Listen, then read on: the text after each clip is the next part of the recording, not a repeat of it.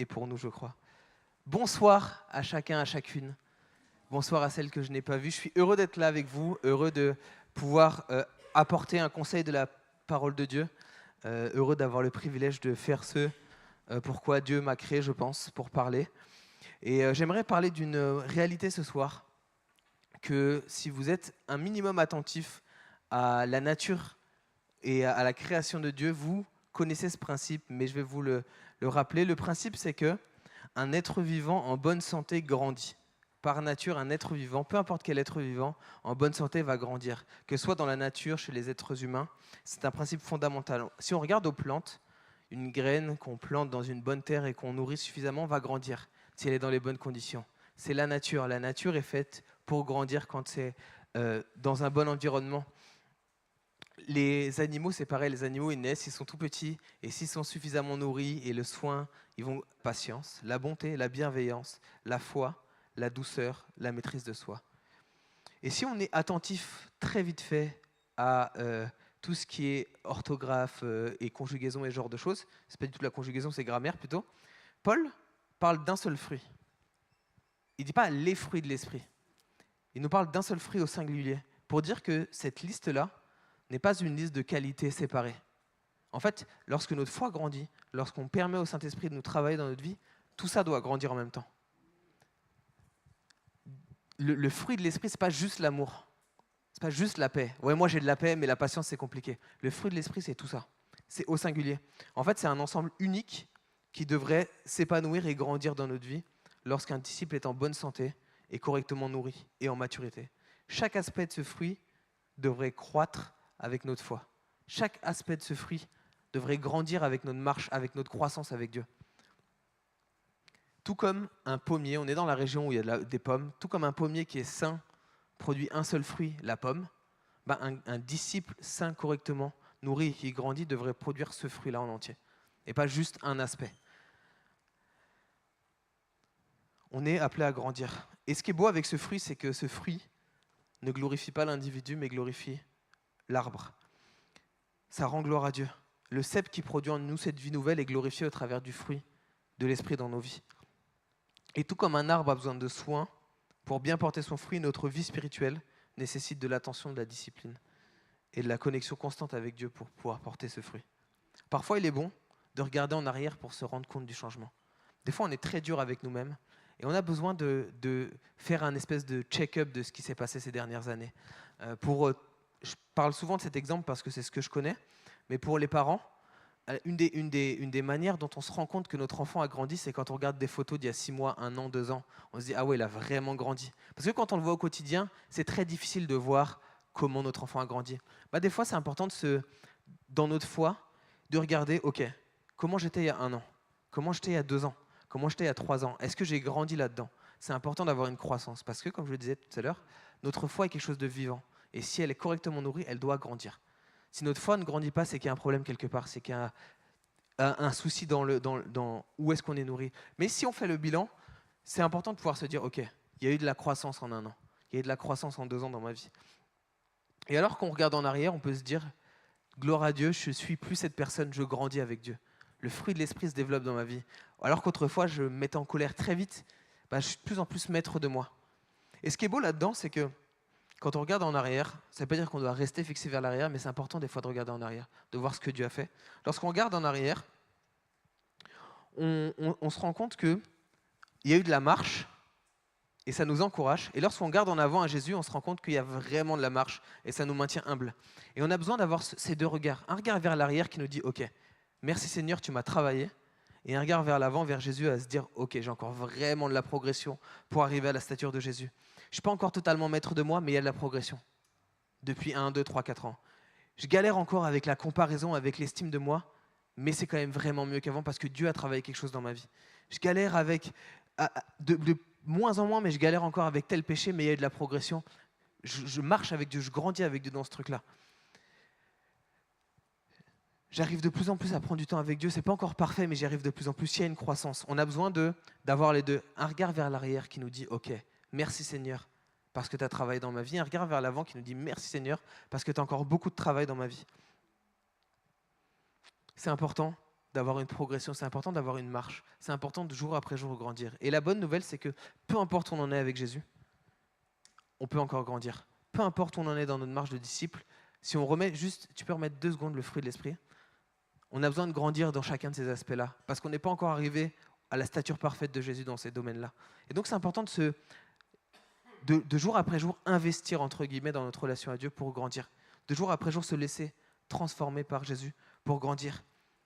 Et ce qui est beau là-dedans, c'est que Paul il fait une distinction très claire entre les œuvres de la chair et le fruit de l'esprit.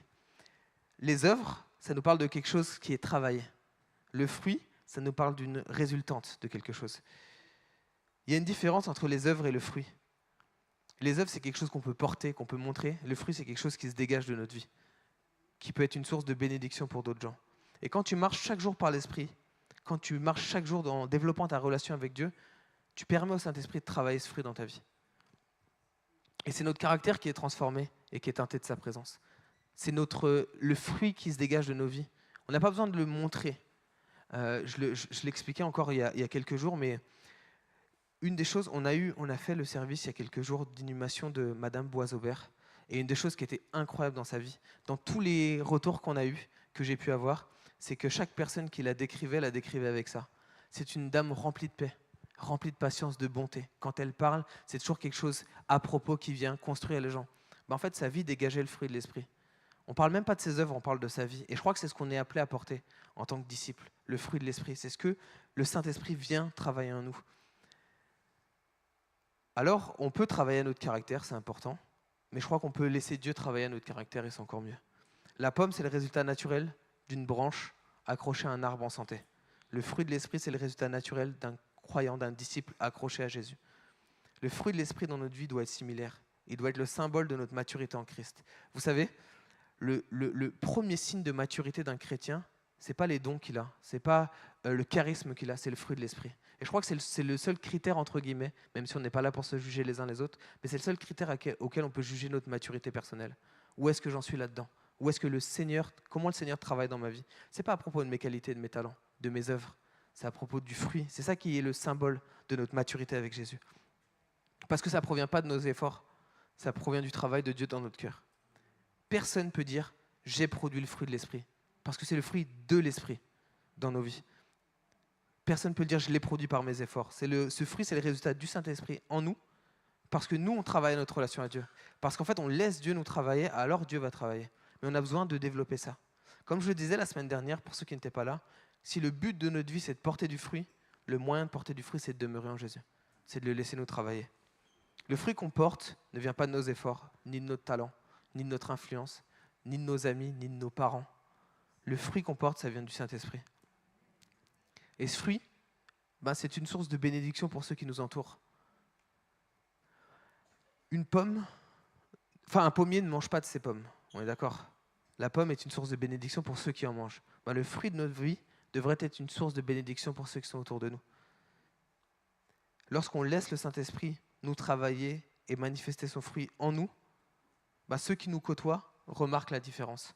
Ceux qui ont grandi et qui ont donné leur vie à Dieu dans un contexte où Dieu les a travaillés, je ne sais pas si ça vous est déjà arrivé cette phrase de « Ah mais t'es différent, ah mais t'es plus comme avant, ah mais avant t'étais comme ça mais maintenant t'es comme ça ». En positif, je ne parle pas de négatif, mais en positif, quand c'est comme ça nous parle aussi de ce que notre vie dégage, de ce que le fruit de notre vie dégage. Peu importe la réalité, le nombre de reconnaissance qu'on peut avoir sur nos œuvres, Dieu nous appelle à porter du fruit. Dieu nous invite à porter du fruit dans nos vies. Peu importe le nombre d'applaudissements ou de likes qu'on peut recevoir grâce à nos talents, ce que Dieu veut vraiment travailler, c'est notre caractère et le fruit de l'esprit dans nos vies. Cette nourriture spirituelle, elle provient du Saint-Esprit dans notre relation avec nous. Comme un arbre qui porte du fruit, on a besoin jour après jour de développer cette relation. On a besoin de grandir. On a besoin d'aller plus loin. On a besoin de faire comment on appelle ça, les contrôles des voitures, les contrôles techniques. On a besoin de faire un contrôle technique régulièrement dans notre vie, où j'en suis là-dedans. Et de se mettre devant Dieu. Ok, merci Seigneur parce que j'ai grandi, mais j'ai besoin de grandir encore. J'ai besoin que tu travailles de ma vie. J'ai besoin de venir à toi, même si des fois ça fait mal, et te laisser travailler comme le potier avec l'argile. J'ai besoin de te laisser travailler dans ma vie. Parce qu'en fait, Jésus nous a offert cette liberté la liberté de ne pas être esclave du péché, de la chair et de ses désirs. Maintenant, on a le choix. On a le choix de marcher selon la chair ou selon l'esprit. On a ce choix en Jésus. Cette liberté, ce n'est pas un chemin sans lutte, ce n'est pas un chemin facile, je le sais. Mais cette liberté, elle nous permet de résister. Cette liberté, elle nous permet de ne plus céder à nos désirs naturels, aux œuvres de la chair, mais elle nous permet de produire le fruit de l'esprit dans notre vie. Grâce au Saint-Esprit, on peut avoir la victoire sur notre propre chair. Grâce au Saint-Esprit, on peut grandir en maturité spirituelle. Grâce au Saint-Esprit, on peut jour après jour aller de progrès en progrès, de gloire en gloire, pour atteindre ultimement la stature parfaite de Christ. Tout comme un fruit mûri sur un arbre, nos vies doivent être accrochées à Jésus pour mûrir. En fait, si on n'est pas accroché à Jésus, il ne peut pas y avoir de fruit, il ne peut pas y avoir de vie dans nos vies. Ce n'est pas le fruit de notre travail acharné ou de nos performances ou de notre sainteté personnelle. C'est le fruit du Saint-Esprit en nous. Mais nous, on a ce devoir d'honorer notre relation avec Dieu. On a ce devoir de prioriser notre relation à Dieu, de laisser nous travailler. Parce que comme le fruit porte honneur à l'arbre, alors qu'on se laisse travailler par Dieu, notre caractère porte honneur à notre Seigneur. Lorsqu'on permet au Saint-Esprit de faire son travail en nous, on devient une bénédiction pour ceux qui sont autour de nous. Et peut-être que vous regardez votre vie et vous vous dites « je ne suis pas encore au stade de Jésus », c'est normal, mais on va aller de l'avant. Je prie, et c'est vraiment ma prière, qu'on soit une église qui grandisse jour après jour. Que chacun d'entre nous puisse grandir dans ce processus de transformation. Ce ne sera pas un changement instantané, mais c'est un chemin de maturité vers Jésus. Ce chemin, il est beau les amis, c'est une promesse de vie, une promesse de bénédiction pour ceux qui nous entourent. Alors je t'invite à regarder à ta vie très vite fait, et alors je vais demander à l'équipe de louange de revenir. Regarde à ta vie très vite fait et observe où tu en es avec Dieu. Est-ce que jour après jour, tu laisses le Saint-Esprit te travailler? Est-ce que jour après jour, on laisse le Saint-Esprit nous travailler? Est-ce qu'on lui laisse suffisamment d'espace dans notre vie pour travailler nos vies? Laisse-le, et c'est mon encouragement ce soir avant qu'on prie, laisse-le t'aider à grandir, à te transformer à son image, à produire du fruit qui témoigne de sa gloire. Et n'oublions pas que, alors que notre caractère est formé et façonné par le Saint-Esprit, il portera 1000 fois beaucoup plus d'honneur à Dieu que nos talents et nos performances personnelles. Parce que c'est le fruit de l'Esprit dans nos vies. Ce caractère qui témoigne de la beauté de Dieu. Et juste avant de terminer, j'aimerais vous donner le témoignage d'une ado que j'ai rencontrée alors que j'étais pasteur ado sur Bordeaux. Une jeune qui s'intéressait à la foi, pas d'arrière-plan chrétien. Elle s'intéresse à la foi et elle découvre sur Instagram notre groupe d'ados. Elle vient une première fois, elle vient une deuxième fois, elle est transformée par Jésus, transformée par l'amour de Dieu. Et vraiment, il y a un avant, un après dans sa vie. Et alors qu'elle est là, le jour de son baptême, elle vient et elle invite sa mère le jour de son baptême, sa mère qui n'a jamais mis les pieds à l'église. Et sa mère vient me voir et elle me dit, je m'attendais à ce qu'elle me dispute, parce que ça m'est arrivé quand même de me faire disputer par des parents, mais je m'attendais à ce qu'elle me fasse une réflexion et sa mère vient me voir et en larmes, elle me dit merci. Merci pour ce que vous faites, parce que ma fille, c'est plus la même. Merci pour ce que vous faites. Et puis après, sa mère, elle a questionné sa fille sur sa foi et c'est sa fille qui a transmis sa foi à sa mère. C'était incroyable. Mais la mère a dit merci parce que je vois qu'il se passe quelque chose dans la vie de ma fille. Et sa fille a pu témoigner à sa mère et sa mère est venue à l'église après. Mais parce qu'en fait, le changement qu'il y a eu dans la vie de cette jeune fille, ça rendait gloire à Dieu. Le fruit de sa vie rendait gloire à Dieu. Et je crois qu'on est appelé chacun d'entre nous à porter du fruit. Je crois qu'on est appelé chacun d'entre nous à grandir jour après jour à la stature parfaite de Christ. Ok, il y a encore beaucoup de travail. Si on est honnête avec nous, on se rend compte qu'il y a beaucoup de travail, mais on a besoin de grandir. Et si on est en bonne santé, alors on grandira. Si on est correctement accroché à l'arbre, alors on grandira. Si on est correctement dans notre marche, on investit correctement dans notre marche avec Dieu, alors si on regarde en arrière, on va pouvoir se dire « Merci Seigneur parce que tu as déjà travaillé ma vie. Mais merci parce que tu vas encore la travailler. » Et ce qui est beau dans cette marche, comme je le disais tout à l'heure, c'est que alors qu'on est entre guillemets à mi-chemin, on a suffisamment d'énergie pour remercier Dieu pour ce qu'il a fait et suffisamment d'humilité pour voir que Dieu a encore beaucoup de travail avec nous. Alors prions, avant de louer ensemble, prions pour être des chrétiens matures qui grandissent. Prions pour être on a ici